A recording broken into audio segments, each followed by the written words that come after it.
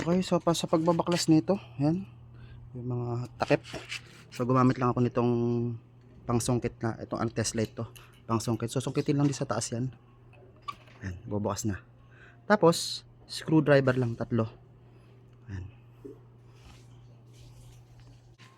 So ito, tanggalan natin. So, yan. Yan yung mga lock niya sa gilid. Mga parang ano lang, ayan, ganyan lang. Yung mga tatsulok na yan. So, ganun din sa baba. So, ang tornilyo niyan, tatlo lang. And then, yung clip niya rito sa gilid, tatlo lang din. Hatakin lang yan palabas. Okay, so, ayan, tanggal na natin. Tinanggal na rin natin yung socket. Ito yung harness ng taillight. Ayan. So, dito nakasuksok yung mga clip niyan. Ito, tsaka ito. So, tatlo yan. Hahatakin lang yan. Ito yung mga naglalak sa kanya. Ito, tsaka ito. So, yung tornilyo, tatlo rin din. So, ayan. Baklas na natin. And then, itong mga harness, ng sensor, ititirin test natin yan dito sa ilalim. Yan. Padadaanin na sa likod ng bumper. And then, dito natin ilulusot. Papunta rito. Yan, papunta rito. Tapos, ipapasok natin dito. So, ayan. Yan natin siya sasama. Para hindi siya masugatan yung wire. Dapat dito sa loob ng boots. Yan, dyan natin sasama yan. Okay, so hihiga muna ako rito pag samasamahin natin wire para mailusot natin doon. Pero babaklasin muna natin to. Baklasin muna natin to. Ito, tsaka ito. Para may access tayo sa likod. So meron tayong tools para dyan. Ito yung pang babaklas natin. Para hindi masira yung mga clip. Okay, para baklas na natin. Okay, so ito. Tanggalin na natin to. So lulusot lang natin tong tools natin. Yan, dito. I-open natin pataas.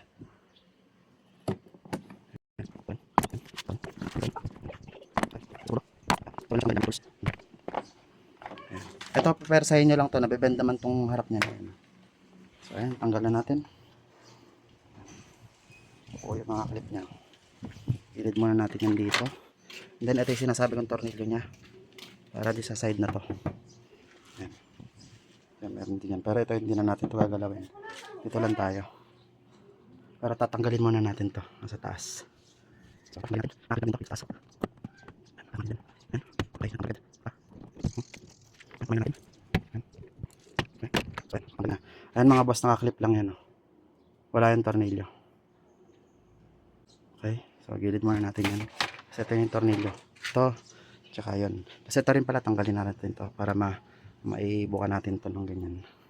So gamit tayo ng screwdriver.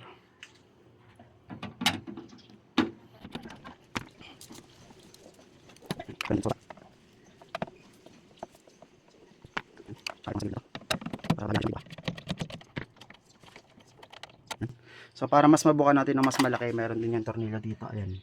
Tanggalin na rin natin yan. Okay, so ayan kung makikita nyo. Nabaklas na natin. Tinanggal natin yung mga tornilyo. Tapos inatak na lang yan. Kasi mga clip na lang yan. Inatak na lang. Tapos nag-ipit tayo ng ano rito. Nag-ipit tayo ng plastic bottle dito para di siya sumarado. Ayan.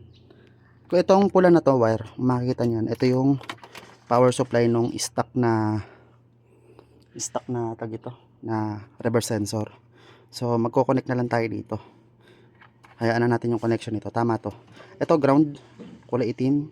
Ito black white. Itong black red, ground yan. And then ito, i-connect to sa positive ng reverse switch. Para pag nag-reverse ka, magbubuhay yung backing sensor. So magko-connect lang tayo dito. Kasi itong power supply na to, hindi siya fit doon sa module ng bagong reverse sensor. So kakat na lang natin to, tapos idudugtong na lang natin.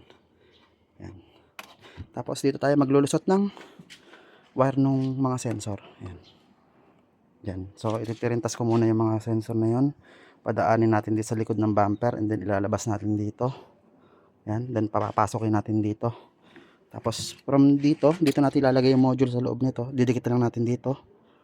Yan. Tsaka yung beeper niya. So yan. Tara, kabit na muna natin yan. Okay, so ayan, itirintasan natin yung mga sensor. Yung mga sensor na sa ilalim. Ayan. Pinagapang na natin yan dun. Tapos kinable strap natin isa-isa. Magkakasama sila, nakatirinta sila. Kasi ito na sila ngayon, 4. Ayan.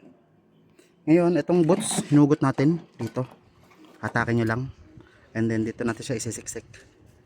Para nasa pagitan siya ng goma. Para hindi siya magagasgas nito kasi matalim tong part na to. So, ipasok muna natin. Yan, pasok natin siya. So, ayan, naipasok na natin. Ito yung harness ng sensor, reverse sensor. Naisama na natin. Tapos iti-tape naman natin to ngayon. Sisil natin ito ng tape. Okay guys, ito yung power supply. Yung wire ng power supply. Makikita nyo 2 pin yan. Ayan. Tapos ito yung power supply ng bagong sensor. Makikita nyo, 3 yung slot nyan. Yan, 2 dulo magkahiwalay. So, magkaiba sila. So ngayon puputulin na natin to dito. Puputulin na natin tong wire na to. Tapos i-connect na natin dito. Yan. So okay lang kahit mahaba. Dito natin siya i-connect sa dulo. Yan. Tapos gagamit tayo nito. Yan. Mga shrinking tube na may solder sa gitna. And then waterproof din yan. Waterproof. Yan. Ito gagamitan natin pandugtong para malinis yung trabaho natin. Okay guys, so ayan, napagdugtong na natin. So pinagbuhol lang natin yan. Electrical na pagbubuhol lang ng wire. And then after that, aapoyan natin yan. So ayan. Sunugin natin bahagya para mag-shrink yung tube and also para matunaw yung kanyang solder.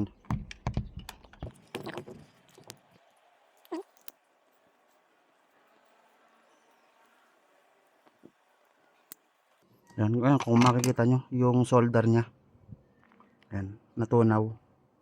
Yan, yan yung maglalak ng wire. Yan. Tapos yung dalawang kulay pula sa gilid, yun yung magpa-waterproof ng connection. So ganun din yung kabila, initan din natin. Yan, yan. Yan. Kung makikita nyo, yan yung soldering nya, matunaw na rin. Yan.